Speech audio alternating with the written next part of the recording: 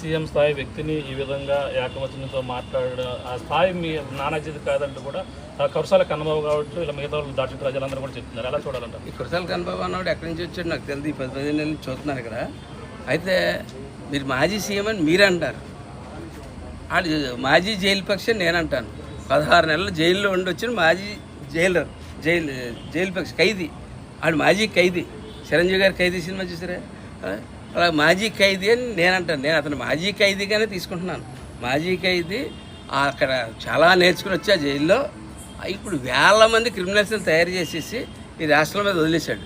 ఇప్పుడు మా పని ఏంటంటే ఈ క్రిమినల్స్ అందరినీ ఏరుకుంటా కూర్చుంటా ల్యాండ్ ఆర్డర్కి సగం పని అదే ఉంటుంది. గంజాయి తీసుకొచ్చి పారేసాడు, గుట్కాలు తీసుకొచ్చి పారేసాడు, ఎక్కడ చూస్తే అన్నీ కల్తీ కారం దగ్గర నుంచి ఉప్పు దగ్గర నుంచి ఒకళ్ళు ఈ ఊరి నుంచి ఆ పక్క ఊరు వెళ్తే కారం వేస్తే ఇక్కడే వండిన ఈవిడ మళ్ళీ అక్కడికి వెళ్ళి వండితే తేడా వచ్చేది వంట.